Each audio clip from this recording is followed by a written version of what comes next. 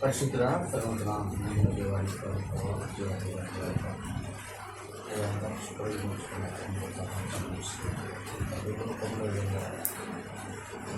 మాతో ఉంచి ఎలాంటి కృషి త్వరగా ఉండి మీ కృపను ఆయన సంబంధించి చేస్తున్నాను ప్రారంభించవచ్చు.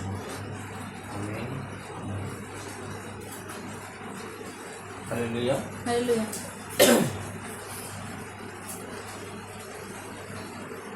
తండ్రి కుమార పరిశుద్ధాత్మ దేవునికి నమ్మకం దాక దేవునికి మా నామాన్ని నమ్మకం దాక.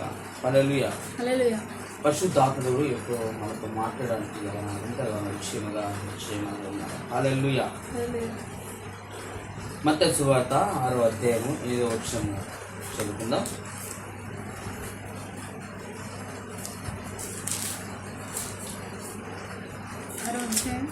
మత్తయి సువార్త 6వ అధ్యాయము 8వ వచనము.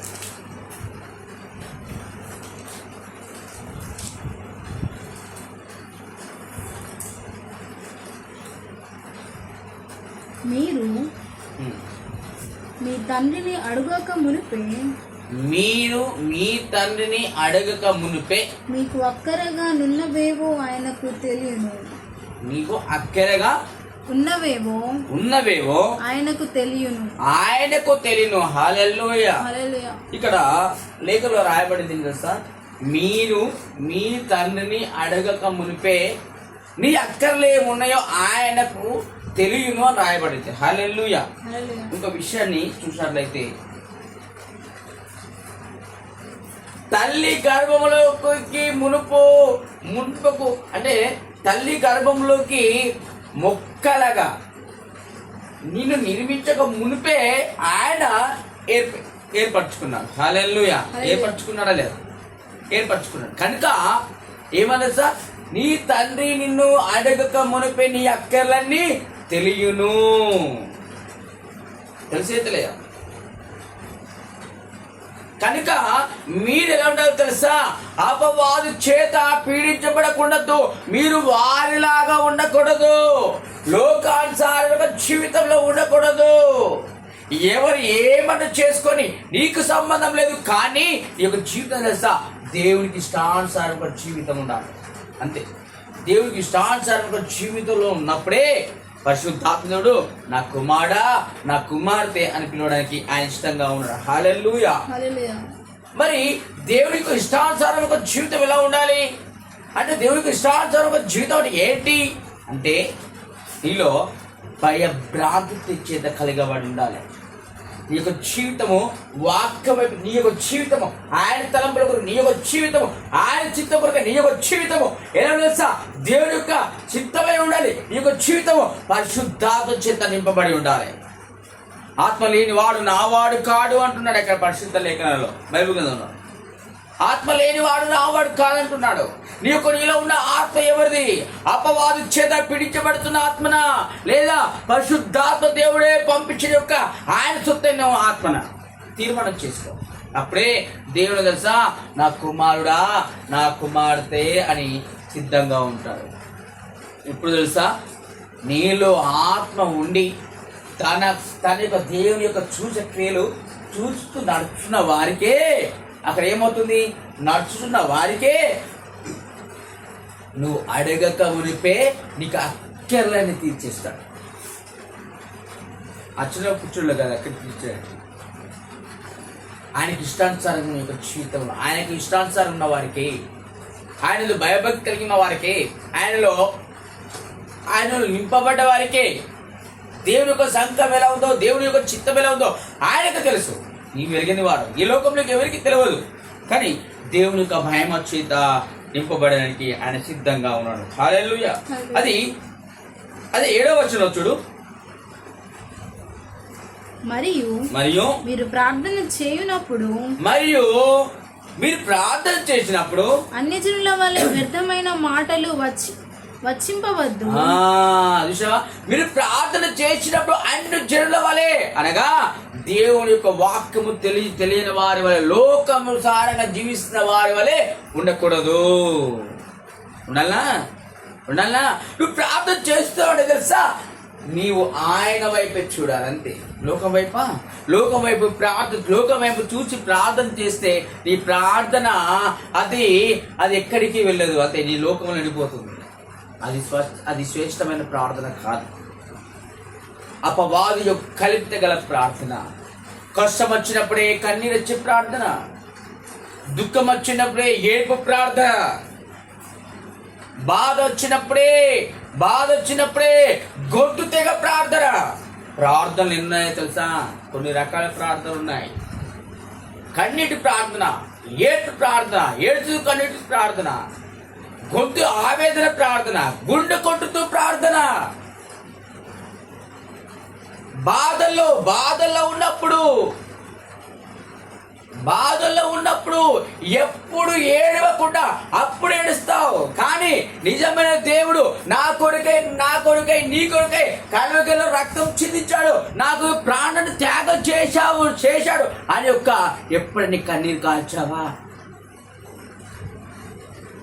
సుఖభోగాల ప్రార్థన, ఆ సుఖభోగాల ప్రార్థన దేవుడికి ఇష్టం లేదు.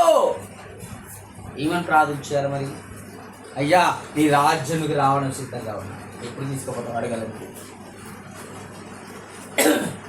నన్ను నీ యొక్క సన్నిధికి ఎప్పుడు తీసుకెళ్తావు?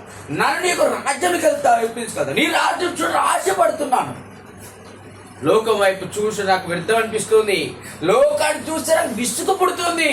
ఎప్పుడన్నా ఈ యొక్క హృదయంలో నుంచి ఆ యొక్క ఆవేదన, ఆ యొక్క ఆలోచన ఎప్పుడైనా వచ్చిందా బిడ్డ? లేదు. దేవుడు పిలుచుకున్న వారు అలానే ఉన్నారు, దేవుడు పిలువబడ్డ వారు వాళ్ళే ఉన్నారు. వారికి విరిగిపోతే ఏందో మాకు అర్థం కాదు, దేవునికే అర్థం కాకుండా పరిస్థితి. దేవుడు చూచుతూ ఉన్నాడు, ఎలా ప్రార్థన చేస్తున్నాడో చూచుతూ ఉన్నాడు. అవునా? అందుకే అంటున్నాడు కదా. అంతేకాదు, మీరు ప్రార్థన చేసినప్పుడు ఇతర జనాలకు మృతుగా పదే పలకకండి. చచ్చిన వారి యొక్క పేరు వేసి తిలుతూ చచ్చిన యొక్క శవాల మధ్యలో జీవిస్తున్నావు బిడ్డ. వారి మధ్యలో ఉండి పదే లోకం వైపు చూసి ప్రార్థన చేయకు. నీ కన్నీళ్ళు వ్యర్థము, అది విలువైనవి. అన్నా కాదా?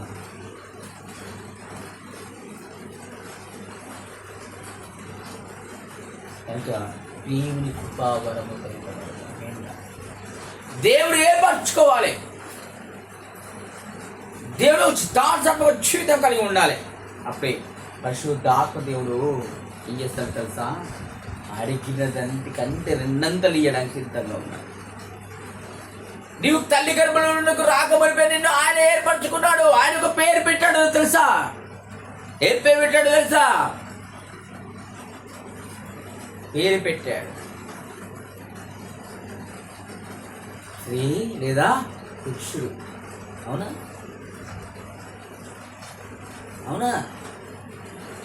ఈ లోకంలో అన్ని జాతుల పేర్లున్నాయి, కానీ జాతులు అనేది అది ఆడా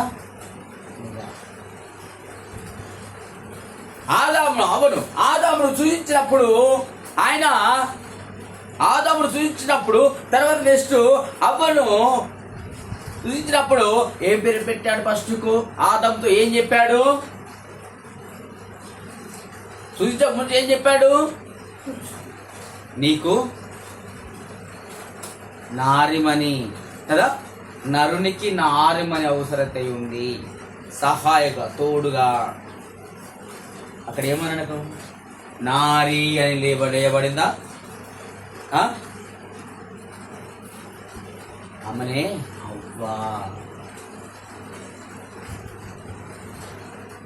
ఈ లోకముల సార్ యొక్క జీవితంలో కలిగిన వారి యొక్క డిజిటల్స్ యొక్క పేర్లు.